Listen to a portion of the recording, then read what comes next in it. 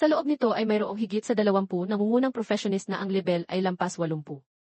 Sila lahat ay mga high-ranking na miyembro ng Black Dragon Society. Karaniwan, sila ay mapagmataas at may malaking kapangyarihan sa pag-uutos sa iba. Ngayon, dahil sa malakas na aura na bumabalot sa kanila ni Bai Yuan, naging tahimik silang lahat na parang mga tahong. Li, lumabas ka rito agad. Tinanaw ni Bai Yuan ang isang silid sa loob ng Black Dragon Society Manor. Sa loob ng silid na ito ay punong-puno ng divine level aura. Ang Guildmaster ng Black Dragon Society, si Li, ay nasa loob. Bahagyang napakunot ang noo ni Lin Moyu, Master, hindi lang isang divine level ang nasa loob. Hindi ito pinansin ni Bai Yuan, tama, hindi lang isa. Umaligaw ang isang ngising puno ng masamang hangarin at bumukas ang pinto ng silid. Lumabas ang dalawang tao na magkatabi. Silang dalawa ay divine level powerhouses at magkamukha ang kanilang mga mukha. Mahinang tumawa si Bai Yuan, Yu, nandito ka rin? Si Li at Yu ay kambal na magkapatid. Ang kanilang mukha, tangkad, anyo, maging ang kanilang ugali ay magkapareho, napakahirap ipagkaiba. Tiningnan ni Yu si Bai Yuan, ang kanyang mga mata ay napakalamig, hindi kagaya ng mga mata ng tao. Patuloy na tumawa si Yu, nagpakita ng kanyang mga pangil, Bai Yuan, hindi mo inasahan na muli tayong magkikita, hindi ba? Nagulat si Lin Moyu. Hindi tama, hindi siya tao. Mahina siyang nagsalita kay Bai Yuan, Master, may problema sa lalaking ito. Umuwal si Bai Yuan, nga, may problema. Patay na ang lalaking ito, ngayon ay naging Shikigami na siya ni Li. Mukhang nagpakita ako ng kahinaan noon, hindi ko siya napatay ng tuluyan. Sa wakas ay naintindihan ni Lin Moyu. Noong taong iyon, nang pinatay ni Bai Yuan si Yu, hindi niya pala napatay ng tuluyan. Ginawa ni Li ang kanyang kapatid, si Yu, bilang kanyang Shikigami. Pagkatapos maging Shikigami, hindi na siya tao, kundi naging nilalang na kalahating tao, kalahating kaluluwa. Ang inyang master ay may isang skill, kaya niyang gawing Shikigami ang kaluluwa ng isang bagong namatay na tao. Sa ganitong paraan ay makokontrol niya ang kalaban habang buhay. Hindi kakaunting inyang master ang gumagamit ng paraang ito para harapin ang kanilang mga kaaway, labis itong malupit. Karaniwan, pagkatapos maging Shikigami ay hindi na nila napapanatili ang alaala at kaisipan noong nabubuhay pa sila. Ngunit hindi si Yu. Si Yu ay napanatili pa rin ang alaala at pagkamuhi noong nabubuhay pa siya. Gusto niya sanang laslasin ng buhay ang laman ni Bai Yuan. Malamig na tumawa si Yu at sinabi, ang galit sa pagpatay noong taong iyon, hindi ko kailanman malilimutan habang buhay. Ngayon, babawi ako ng 10 beses. Malakas na tumawa si Bai Yuan, naging Shikigami ka, nasira rin ba ang utak mo? Umaasa ka lang sa iyong sarili. Hindi na nagsalita pa si Yu, patuloy lang siyang tumatawa ng malamig. Sa tabi niya, ang Guildmaster ng Black Dragon Society, si Li, ay nagsalita ng malalim ang boses, ikaw ang pinakabatang general sa Divine Empire, Lin Moyu, tama ba? Si Lin Moyu ngayon ay isang malaking personalidad, napakalaki ng kanyang katanyagan, kakaunti ang hindi nakakakilala sa kanya. Nagpatuloy si Li, nagbigay ang anak kong si Yoshino ng ilang impormasyon bago siya mamatay. Ikaw ang nakapatay sa kanya, hindi ba? Kaya mong sirain ang kaluluwa ng aking anak. General Lin, talagang may kakayahan ka. Si Yoshino ay anak ni Li. Papunta pa lang sila doon, sinabi na ni Bai Yuan kay Lin Moyu na batay kay Yoshino, marahil ay hindi siya sapat na may kakayahan para makipagsabuatan sa Ebais Demons. Kung hindi si Li ang pumayag, hindi siya mangangahas na patayin si Lam Light doong. Siyempre, hindi makakatakas ang Black Dragon Society sa koneksyon, at malinaw na hindi rin makakatakas si Li sa koneksyon. Sinabi ni Li sa mababang boses, pinatay mo ang aking anak, at gusto mo pang wasakin ang aking Black Dragon Society. Bai Yuan, labis ka ng sobra. Napakababa ng kanyang boses, parang kinakausap ang sarili, kung ganoon, huwag mong sisihin kung hindi ako magiging magalang. Mahal na White God, marahil maaari kang umalis ngayon. Ngunit ang General Lin, manatili ka. Pagkasabi niyan, agad siyang yumapak sa lupa. Agad-agad, nagliwanag ang buong manor, lumitaw ang isang barrier sa paligid ng manor, na nilamon ang buong manor. Mahinang bumulong si Bai Yuan, talagang nakipagsabuatan sila sa Ebais Demons. Sa paggamit pa lang ng barrier ay maaari na silang hatulan. Talagang nakipagsabuatan ang Black Dragon Society sa Ebais Demons. Tama nga ang pagpunta nila rito. Ang Ebais Demons ay gumagamit ng barrier, ang Dragon Race ay gumagamit ng formation, at ang lahi ng tao ay pinagsama ang lakas ng dalawa, sa huli ay nalikha ang professionist na formation master. Nang lumitaw ang barrier, isang Shikigami ang lumitaw sa likod ni Li. Bilang isang divine level Yin Yang Master, maaari siyang magkaroon ng maraming Shikigami. Mayroon siyang kabuuang 8 Shikigami, at ang kanyang kapatid na si Yu ay isa sa kanila. Nang makita ang natitirang mga Shikigami, biglang niliitan ni Lin Moyu ang kanyang mga mata. Demon Lord, malinaw na tinig ang narinig. Tama, Demon Lord. Sa 8 Shikigami niya, bukod kay Yu, mayroon ding 2 Ebais Demon Lords. Mahinang sinabi ni Bai Yuan, ang pagkakaroon ng Demon Lord bilang Shikigami, ito ang kauna-unahang beses. Mukhang napakalapit ng relasyon mo sa Ebais Demons, kaya't kahit ang isang bagong patay na Demon Lord ay maibibigay sa iyo. Siyempre, hindi maniniwala si Bai Yuan na si Lee mismo ang nakapatay sa Demon Lords at ginawa silang Shikigami. Bukod pa dito, ang mga Shikigami ng dalawang Demon Lords ay parang peking-peke. Malamang ay mga Demon Lord na nagpeke ng pagkamatay at ibinigay kay Lee. Hindi nagpaliwanag si Lee, yumukod lamang siya kay Bai Yuan at Lin Moyu sa paraan na tanging sa Anho Country lamang ginagawa. Level 73 yun yung master. Lee, hahayaan ko kayong dalawa na umalis, o sasabayan ko kayong dalawa palabas. Level 73 mid-grade divine being, 8 Shikigami na umabot sa divine level. Ang lakas ni Lee ay higit sa inaasahan. Sinimulan na ni Lee ang pag-atake. 8 divine level Shikigami ang sabay-sabay sumugod kay Bai Yuan. Ang pinakamataas na level ng Shikigami ay hindi maaaring lumagpas sa inyang master. Si Lee ay isang level 73 inyang master. Ang kanyang 8 Shikigami ay lahat ay nalinang trained hanggang level 72. Isang espesyal na Shikigami, si Yu, ay umabot na sa level 73. Bukod pa dito, napanatili niya ang kanyang alaala noong nabubuhay pa, ang kanyang fighting power ay mas malaki kaysa sa natitirang 7 Shikigami. Isa laban sa 8, kahit si Bai Yuan ay hindi nangahas na maliitin ito. Lin Moyu, mag-ingat ka. Malalim na sigaw ni Bai Yuan. Sumambulat mula sa kanya ang malakas na aura.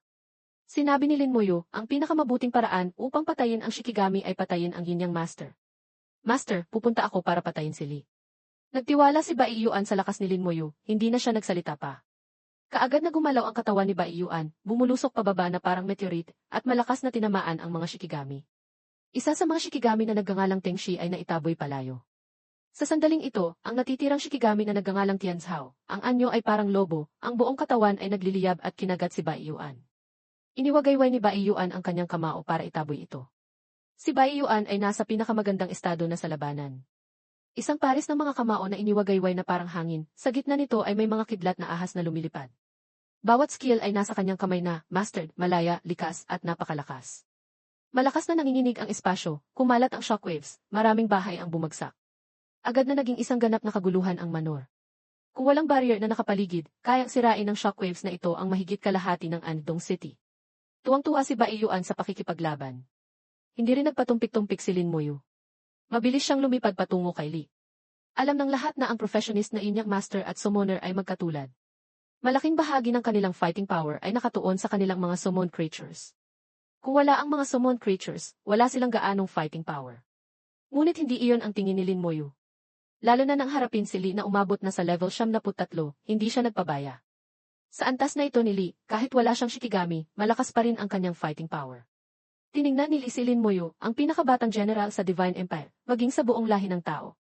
Napakalaki ng iyong potensyal, may karapatan kang maging aking pangunahing Shikigami. Itinuro niya si Lin Moyu at isang sinag ng liwanag ang agad na bumaril patungo kay Lin Moyu. Napakabilis ng sinag ng liwanag, lampas sa limitasyon ng reaksyon ni Lin Moyu, at agad na tinamaan ang katawan ni Lin Moyu. Ang bone armor ay kumislap sa liwanag, tumagal lang ng kalahating segundo bago nabasag.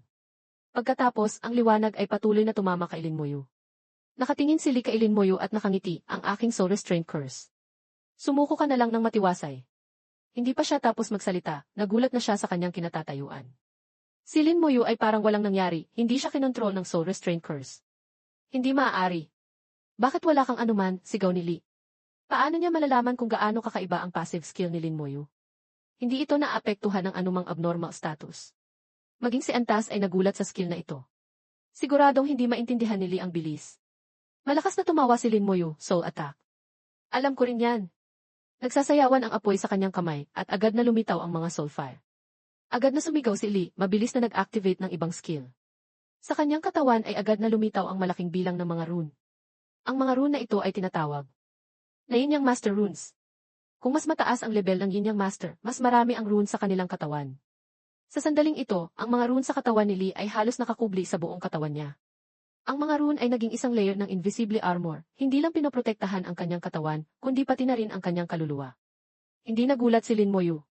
Bilang divine level powerhouse, bakit naman siya walang protective skill? Malakas na lumitaw ang Undead Legion at nagsugod papunta kay Lee. Patuloy na sumabog ang Element Blast. Kahit na nagulat si Lee, patuloy pa rin siyang nag-activate ng skill. Malaking bilang ng mga rune ang lumipad mula sa kanyang kamay at nagliwanag ang buong Manor. Sa Manor ay mayroon pang mahigit 100 miyembro ng Black Dragon Society, kabilang ang higit sa 20 high-level professionists na lampas sa level 80. Matagal na silang natulala sa harap ng malaking labanan, bawat isa ay hindi alam kung ano ang gagawin. Ang malaking labanang ito ay pagitan ng mga divine level, hindi ito lugar kung saan sila makakasali. Sa sandaling ito, sa ilalim ng kanilang mga paa ay lumitaw ang hindi mabilang na mga rune, ang skill na inyang Fate Lock. Mahina siyang sumigaw, mga rune, parang mga kadena. Kulungin ninyo silang lahat. Hindi alam ng mga miyembro ng Black Dragon Society kung ano ang gagawin at agad silang nataranta. Galit silang sumigaw, buong lakas na nagpupumiglas. Guildmaster, ano po ito? Guildmaster, ano po ang gagawin ninyo? Guildmaster, bakit niyo po kami kinulong? Lahat ng sigaw ay mabilis na naging takot dahil sinisipsip ng mga kadena ang kanilang lakas. Sa susunod na sandali, maraming rune chain ang mabilis na lumipad pataas, umaligid na parang mga latigo, at pinutol ang mga skeleton. Palalo nang humihina ang mga miyembro ng Black Dragon Society, at palaki naman ng palaki ang bilang ng rune chain.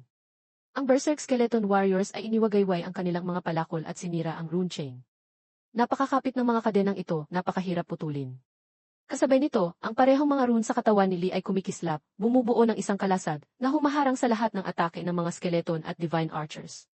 Paano madaling kalabanin ang divine level powerhouse? Bukod pa dito, siya ay level 73 divine level powerhouse.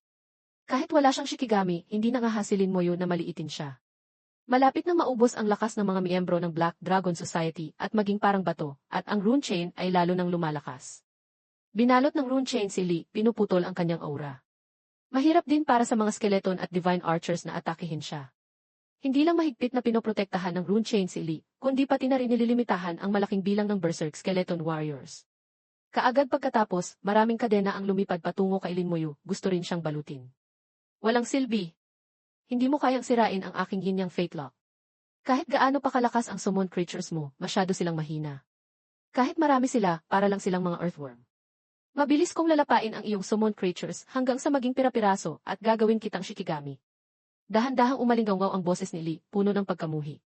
Pinatay ni Lin Moyu ang kanyang anak, galit na galit siya kay Lin Moyu hanggang buto. Ang paghihiganti sa pagpatay sa kanyang anak, tanging sa paggawa kay Lin Moyu bilang Shikigami lamang niya matutumbasan ang galit sa kanyang puso. Hindi nagsalita si Lin Moyu. Marahil, nakalkula niya ang lakas ng rune chain. Mas malaki ang depensa nito kaysa sa atake. Walang kapantay ang depensa, ito ay kapalit ng buhay ng mahigit 100 tao. Pinagsama-sama nito ang lakas ng buhay ng malaking bilang ng miyembro ng Black Dragon Society. Natural lang na malakas ang depensa nito. Ngunit ang atake, walang kwenta. Kung ganoon lang ang atake at gusto niya akong patayin, para siyang naglolokohan. Itinuro ni Lin Moyu ang kanyang kamay, skill na Decay Curse, skill na Explosive Poisonous Blight.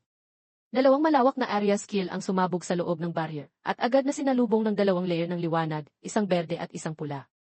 Sa ilalim ng Decay Curse, agad na bumagal ang mga galaw ng Shikigami.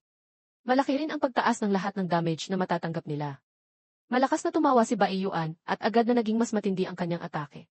Kasabay nito, si Lee at ang kanyang Shikigami ay natakpan ng isang layer ng berdeng liwanag na puno ng matinding lason. Bawat segundo ay nagdudulot ito ng damage. Malalim na sinabi ni Lee, walang epekto ang curse skill.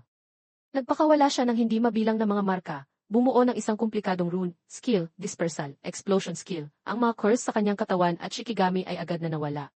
Talaga, sa harap ng divine level powerhouse, halos walang epekto ang curse.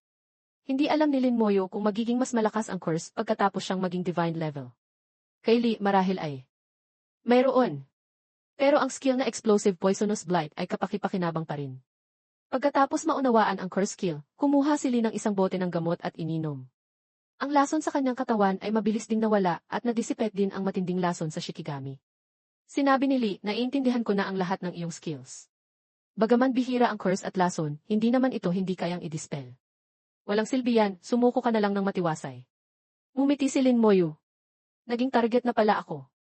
Masyadong malaki ang aking pangalan at naunawaan na ng iba ang aking mga skills. Normal lang na maging target ako. Ngunit hindi lahat ng iba ay alam ang lahat ng aking skills. Halimbawa, nang lumitaw ang Witch Elemental Spirit, sa ilalim ng mga paa ng mga skeleton ay agad na lumitaw ang mga halo ng liwanag. Bagong alis lang ang lason, bumalik ito at mas malakas pa. Sa langit ay may kidlat at kulog, bawat kidlat ay tumatama ng diresto sa ulo, sunod-sunod na bumabagsak kay Lee at sa Shikigami. Muling natulala si Lee. Anong skill naman ito? Bakit hindi niya ito alam? Ang rune chain ay tila natatakot sa kidlat. Sa ilalim ng atake ng kidlat, mabilis itong naputol. Malamig na tumawa si Lee sa harap ng isang Yin-Yang master, nangangahas ka pang gumamit ng kidlat. Gusto mong mamatay? Mabilis na gumawa si Lee ng hindi mabilang na mga marka, bawat rune ay lumipad pataas, nagsumo ng isang tutachainan. Si Tuta Chainan ay isang malakas na Shikigami sa alamat ng Anho Country, bihasa sa pagkontrol ng kidlat, at may pangalang Thunder God ng Anho Country. Ngunit mula noon hanggang ngayon, hindi pa siya nagiging tunay na Shikigami, maaari lang siyang isumon sa mga oras na kailangan para tumulong. Isang higanting anino ang lumitaw sa himpapawid. Isang Shikigami na may marka ng kidlat sa gitna ng kanyang noo ay nasa langit, ang pang-itaas na bahagi lamang ng kanyang katawan ang lumitaw, mukhang tao. Ngunit sa alamat ng Anho Country, ang pang-ibabang bahagi ng katawan ni Tuta Chainan ay katawan ng ahas. Lumitaw si Tuta Chainan at tumingin kay Lin Moyu. Kasabay nito, bumaril mula sa kanyang mga kamay ang sunod-sunod na sinag ng kidlat na tinatarget ang katawan ni Lin Moyu. Nasa gitna man siya ng kidlat, hindi nagbago ang mukha ni Lin Moyu, kalmado at maluwag. Tiningnan niya si Tuta Chainan, sa kanyang mga mata ay may bahid ng paghamak, iyan lang. 100,000 milya pa mula sa Thunder God Palace Shrine. Tila nahamon si Tuta Chainan. Galit siyang nagpakawala ng kidlat, ngunit walang epekto. Si Lin Moyu ay 100% immune sa lightning element, ganap na hindi niya pinapansin ang atake nito. Naglaho si Tuta Chainan sa himpapawid ng walang magawa. Muling nagulat si Li. Gulat na gulat hanggang sa manhid. Ano na naman ito? Naramdaman niya na ang buong katawan ni Lin Moyu ay punong-puno ng misteryo, mahirap isipin. Sa unang pagkakataon, nagduda siya kung magtatagumpay ang plano niyang patayin si Lin Moyu at gawin siyang Shikigami. Marami siyang inihandang iba't ibang paraan upang itarget ang mga skills ni Lin Moyu, ngunit patuloy siyang ginulat ni Lin Moyu ng paulit-ulit na nagresulta sa tuloy-tuloy na pagkabigo ng kanyang mga plano. Sa himpapawid, biglang umalinggaw ang husky na boses ni Bai Yuan. Bastard, tapos ka na bang maglaro? Bilisan mo na at tapusin mo na siya. Sumulyap si Lin Moyu na pagtanto na si Bai Yuan ay walang anumang pressure. Sa divine level, bawat pagtaas ng isang antas ay nagdudulot ng napakalaking pagkakaiba. Si Bai Yuan ay kalahating hakbang na lang mula sa level 76, kaya't ang pagharap sa level 71, paghahati 72 Shikigami ay walang problema sa kanya. Alam ni Lin Moyu na sapat na ang paglalaro ni Bai Yuan, ngunit naramdaman din niya na ayos na rin siya. Siguro hanggang doon lang ang kaya ng isang Yin-Yang Master. Ang dahilan kung bakit pinatagal ni Lin Moyu hanggang ngayon ay upang palawakin ang kanyang kaalaman tungkol sa mga skills ng Yin-Yang Master. Ngayon na napalawak na ang kailangan niyang palawakin, kung ganoon tapusin na natin ito. Biglang nagliwanag ang kanyang palad. Sa pagharap sa Divine Level Powerhouse, dapat pa rin niyang ipakita ang nararapat na respeto. Nagkislapan ang mga primitive rune. Agad na nag-ingat si Li. Alam niya na may mga primitive rune si Lin Moyu, ngunit hindi niya alam kung ano ang epekto ng mga skills na ito. Ngunit bawat primitive rune ay napakalakas, hindi ito maaaring maliitin. Wala siyang paraan upang harapin ang mga skills na hindi niya alam ang epekto. Kaya't maaari lang siyang umangkop. Ang skill na power boost ay na-activate. Ang Undead Legion ay parang nagbago ang anyo, agad na naging maraming beses na mas malakas. Ang Berserk Skeleton Warriors na nakakulong at nahihirapang kumawala sa rune chain ay iniwagayway ang kanilang mga palakol, mabilis na pinuputol ang rune chain. Hindi lang ang Berserk Skeleton Warriors, maging ang mga kadena na dati ay kayang harangin ang Element Blast at matatalim na pana ay unti-unting napuputol. Ang atake na ito ay tumaas ng hindi bababa sa 5 beses. Nagbago ang mukha ni Li. Kaya niyang sirain ang mga kadena, ibig sabihin ay kaya niya rin siyang masaktan. Ang Yin-Yang Master ay isang mage system, ang pisikal na katangian ay hindi malakas, at ang depensa ay malayo sa katulad ng warrior. Sa pagharap sa Undead Legion na may malakas na atake, mabilis na gumawa sila ng hindi mabilang na mga hand seals. Isang higanting rune ang lumipad mula sa kanyang kamay.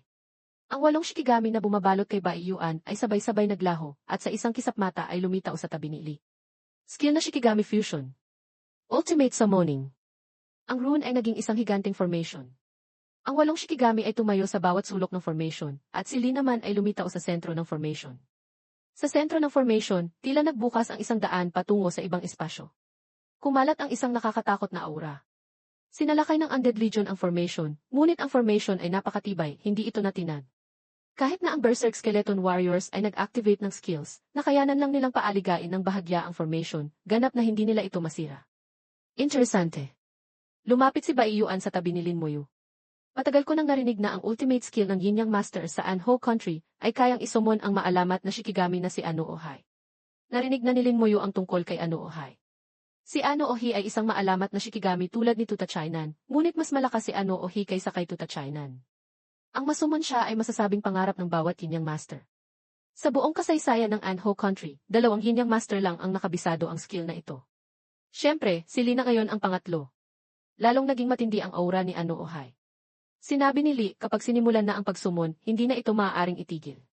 Bai Yuan, Lin Moyu, maghanda kayong maging pagkain ni Ano Ohai. Sa sentro ng formation ay lumitaw ang isang kulay azure na mata, at pagkatapos ay isang higanting ulo ng ahas ang lumabas mula doon. Napakunot ang noo ni Lin Moyu, hindi ko gusto ang aura na ito. Ang aura ni Ano Ohi ay hindi lang malamig kundi pati na rin mabaho, na nagpaalala kay Lin Moyu ng amoy sa mundo ng pagkabulok.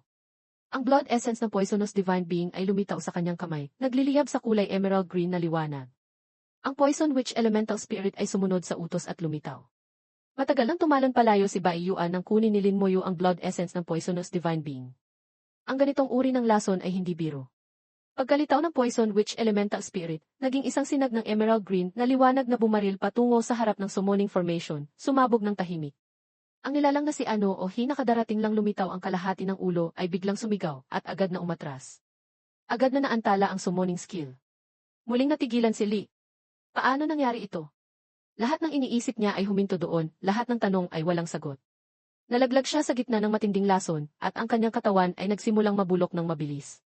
Kahit na siya ay level 73 mid-grade divine being, napakahina ng katawan ng mage system. Hindi rin siya tulad ng ibang divine level mages na kayang humawak ng shield, baka sakaling may pagkakataon pang makatakas.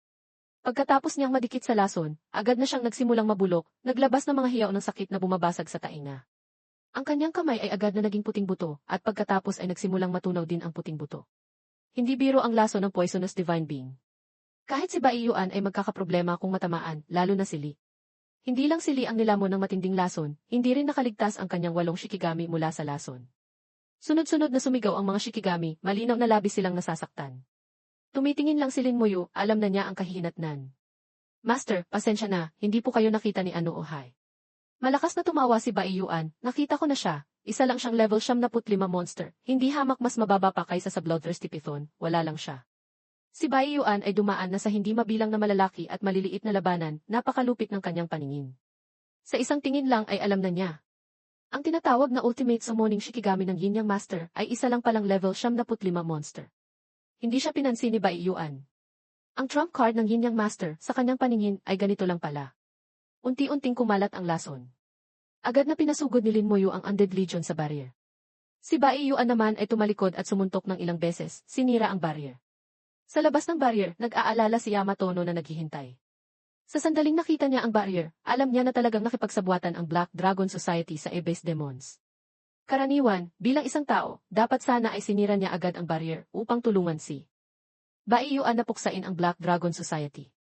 Ngunit sa huli, sa loob ay ang Black Dragon Society, ang pinakamalakas na guild sa Anho Country. Siya naman ay isang divine level powerhouse ng Anho Country. Sa sandaling nagdadalawang isip siya at nasa gitna ng kagipitan, nasira na ang barrier. Wala pa sa 5 minuto tapos na ang labanan. Medyo mabilis yata iyon. Malamig na tumingin si Bai Yuan kay Yamatono.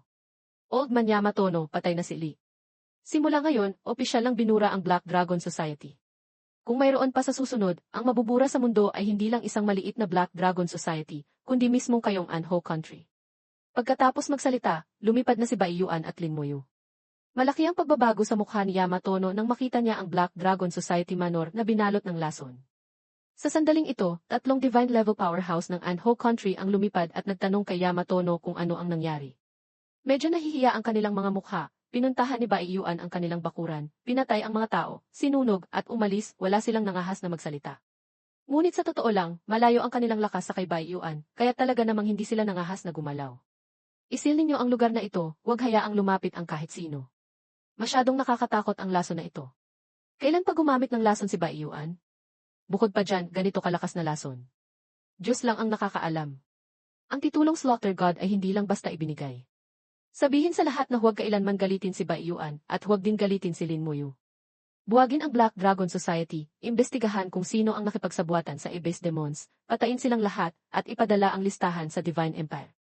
Mabilis na kumalat ang balita tungkol sa malakas na pagsalakay ni Bai Yuan at Lin Moyu sa kabisera ng Anho Country at ang mabilis na pagwasak sa punong himpilan ng Black Dragon Society. Mabilis itong nagdulot ng malaking kaguluhan. May mga nakaramdam na labis na dominante si Bai Yuan. Ginawa niya ito nang hindi nagbigay ng anumang paunang ebidensya, para lang siyang sinampal sa mukha ang Anho Country. Maging ang kilos ni Bai Yuan ay umabot sa antas ng Divine Empire, na nagpapadama na dominante at hindi makatwiran din ang Divine Empire. Gayunpaman, hindi kakaunti ang sumasang-ayon sa ginawa ni Bai Yuan. Sino-sino man ang nakipagsabuatan sa Abyss Demons, wala nang ibang dapat sabihin. Sa huli, lahat ay kailangang umamin na ang malaking kamao ang siyang rason. Si Bai Yuan ang malaking kamao, Divine Emperor din ang malaking kamao, walang sinumang nangahas na magsalita. Bukod sa iba pang pambansang puwersa, kahit mismo ang Anho country ay hindi nangahas na magsalita, malinaw na gusto nilang lamunin ang kawalan na ito, lunukin na lang. Kung hindi kasing lakas ng iba, hindi ito maiiwasan. Sa residence ng White God, gaya ng dati ay nagtimpla ng tsaa si Lin Moyo para kay Bai Yuan at Meng Anwen. Mga master, ang Anho country at ang ating Divine Empire. Pinuto ni Bai Yuan si Lin Moyo, huwag kang mag-alala, walang mangyayari. Sinabi ni Meng Anwen, ang Anho country ay hindi mangangahas. Hindi sila mangangahas na makipaglaban sa atin. Sinabi ni Bai Yuan, ang mga taong iyon ay ganoon lang kalakas. Isang araw, kung mainis ako, kaya ko silang wasakin mag-isa. Alam ni Lin Moyo na may ganitong ang lakas si Bai Yuan. Tumawa si Meng Anwen at sinabi, huwag kang masyadong mayabang. Hindi mo kayang wasakin ang Anho country, maliban kung ang matandang lalaki ang gagalaw. Nagpakita ang mga mata ni Lin Moyo ng kawalan ng pagkaunawa. May nakatago pa bang powerhouse sa Anho country? Sinabi ni Meng Anwen. Mayroon pang ang isa. Sa loob ng ancestral temple ng Anho country ay may isang divine will. Kapag nagising siya, kaya niyang magpakita ng level 78 combat power sa maikling panahon, bahagyang mas mahina kaysa sa demi-super divine level. Medyo natakot si Lin Moyo. Kung ganoon, bakit hindi pa nila ito ginamit? Malakas na tumawa si Meng Anwen, iyon ang trump card, hindi ito maaaring galawin ng basta-basta. At bawat beses na ginagamit, kailangan ng hindi bababa sa 10 taon para makarecover. Bukod pa dito, nakadepende ito sa integridad ng ancestral temple, sa pagkabuo ng Anho country. Nagtanong si Lin Moyo, gaano katagal kayang magtagal bawat pagising? Sinabi ni Bai Yuan, bawat beses ay kaya lang tumagal ng 24 oras. Ang 24 oras ay medyo mahaba, sapat na para gawin ang maraming bagay. Halimbawa, sirain ang mahigit kalahati ng teritoryo ng Divine Empire, magdulot ng hindi mabilang na kaswalti. Sa Divine Empire, maliban sa demi-super divine level na iyon, walang sinuman ang makakaharang dito. Ito rin ang lakas ng Anho country. Kahit mayabang ang sinabi ni Bai Yuan, sa totoo lang ay hindi niya ito magagawa.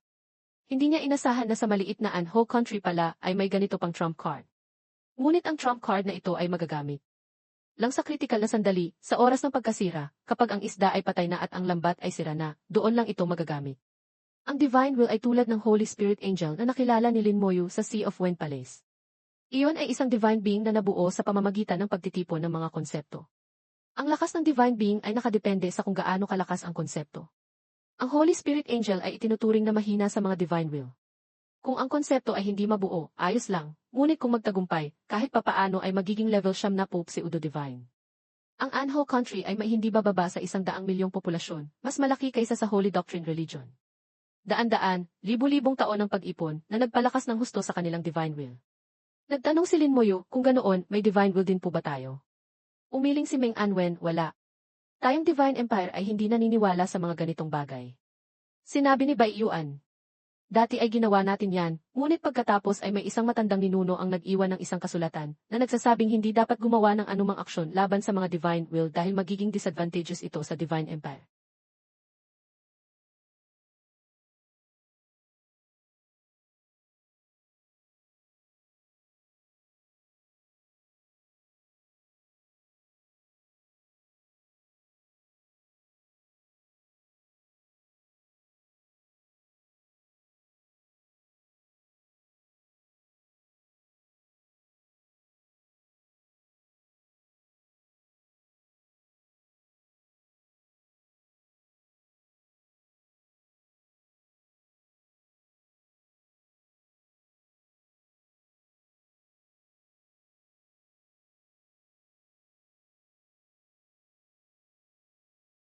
Mula noon, agad-agad na nilang hindi na iyon ginawa.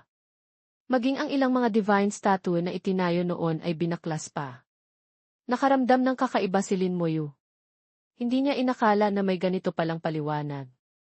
Sa kanyang isipan, lumitaw ang bagong tanong. Sa susunod na makita niya si Antas, maaari niyang tanungin ito. Para sa Divine Will, medyo interesado pa rin si Lin Moyo. Ding! Biglang sabay-sabay na tumunog ang transmission device sa kamay nilang tatlo.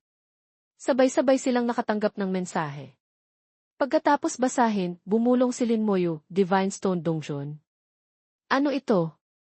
Bahagyang napabuntong hininga si Meng Anwen. Napakabilis ng oras. Sa isang kisap mata, 10 taon na naman ang lumipas. Humigop ng tsaa si Bai Yuan. Ang Divine Stone Dungsyon ay nagbubukas minsan sa bawat 10 taon. Sa bawat pagbubukas, ang hukbo ay mag-imbita ng ilang tao upang sumali sa pag-clear ng dungsyon. Karaniwan, maganda ang mga reward sa loob ng dungsyon. Nagpakita ng interes si Lin Moyu. Ang Divine Stone Dungsyon ay parang napakalakas pakinggan. Nakita ni Bai Yuan ang kanyang interes, tumawa ng malakas at tinapik siya sa balikat. Huwag mo na masyadong isipin. Hindi mo turn ang dungsyon na ito.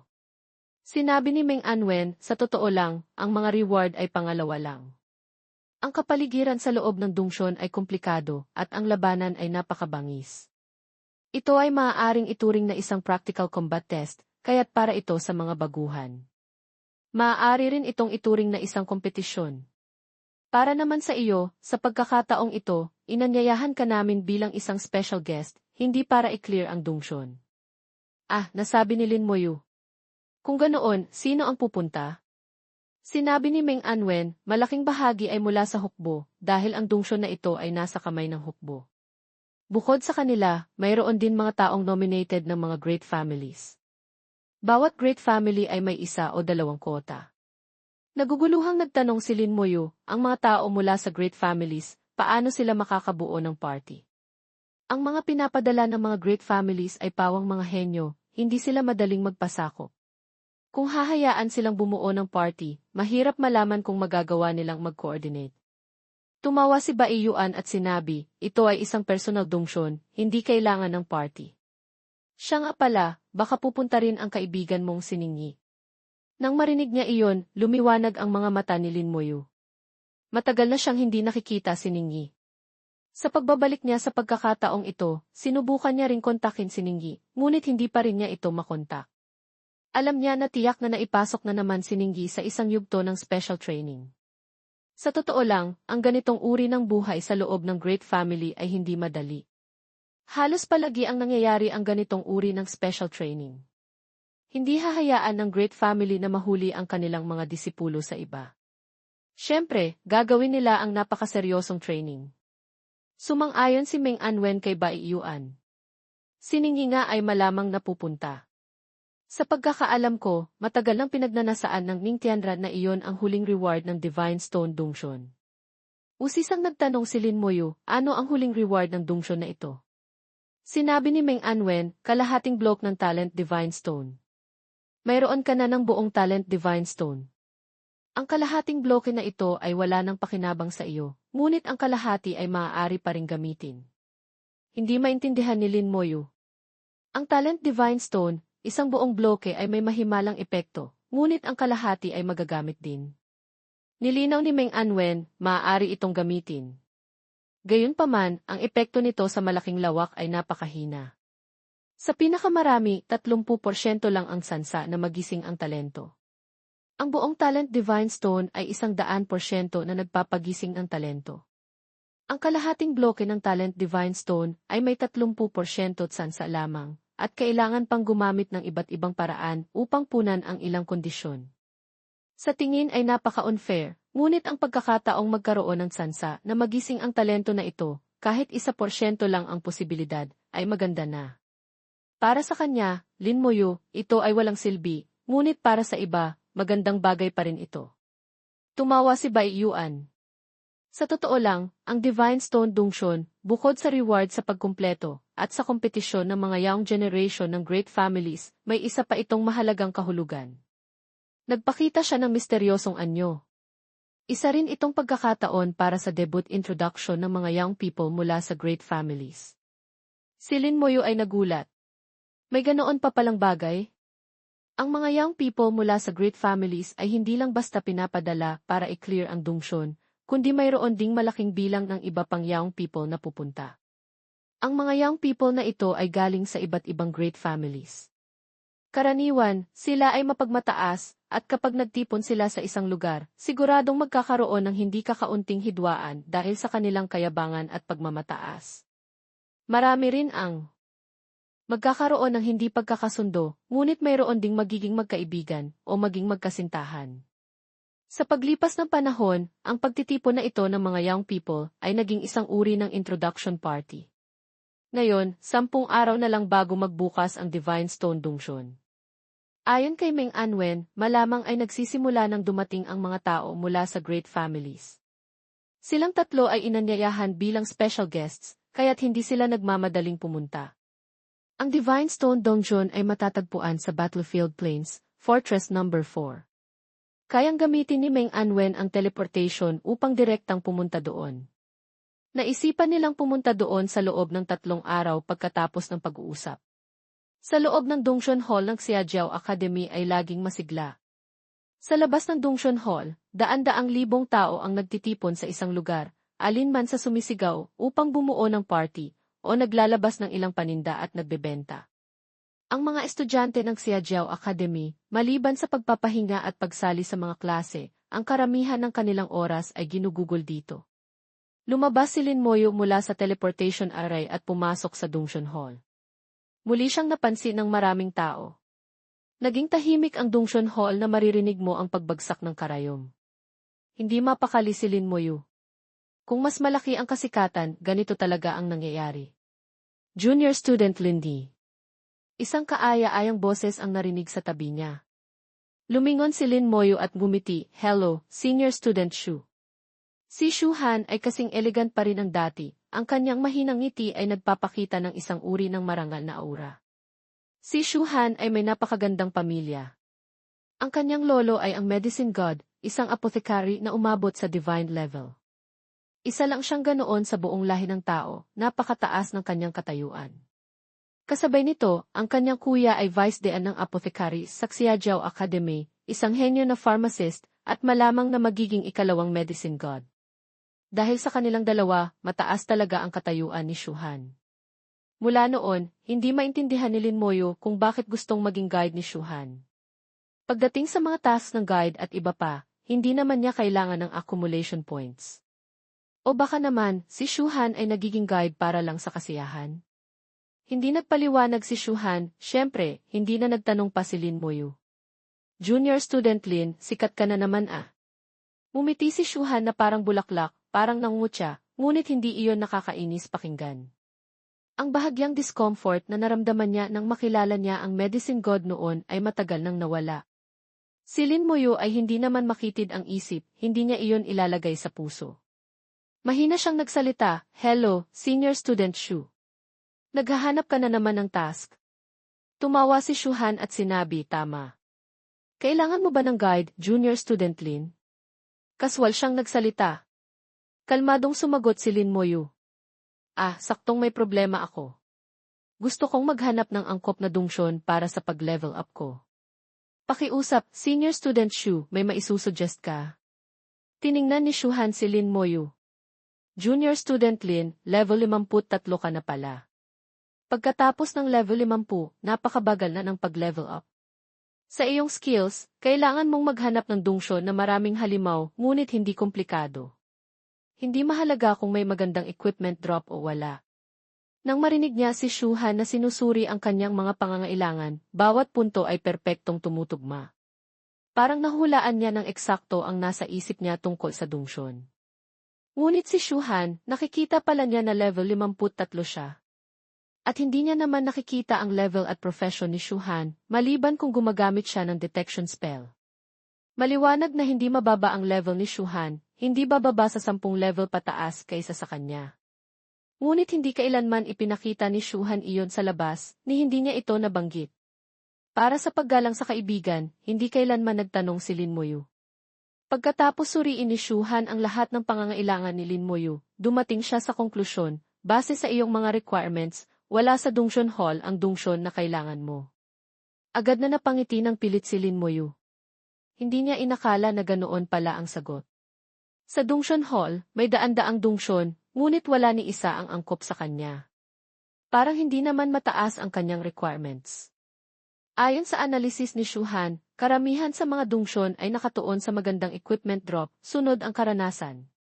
Sa Dongsuan Hall, maraming dungsyon ang may kasamang test aspect, na maingat na pinili at dinala pabalik ng mga senior ng Xiajiao Academy.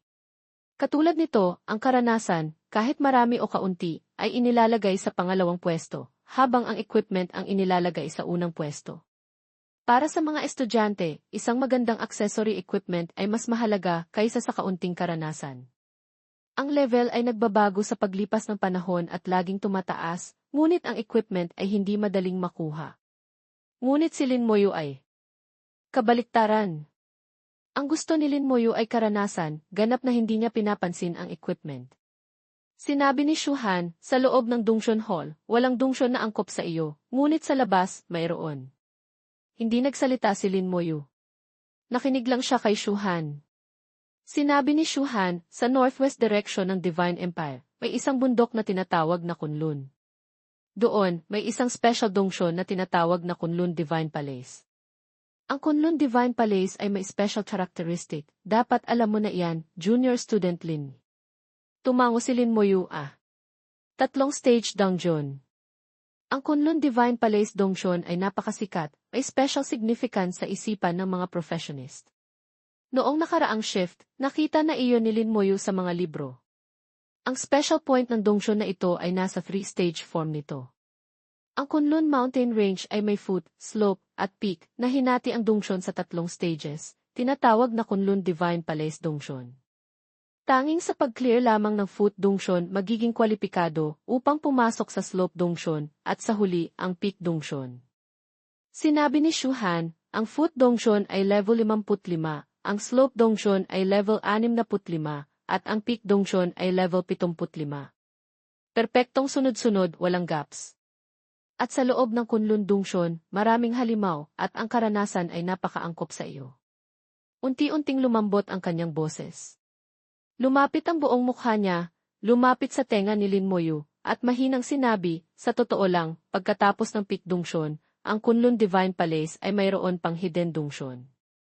Ang Dongshon na iyon ay para sa divine level, ngunit napakataas ng requirements para makapasok.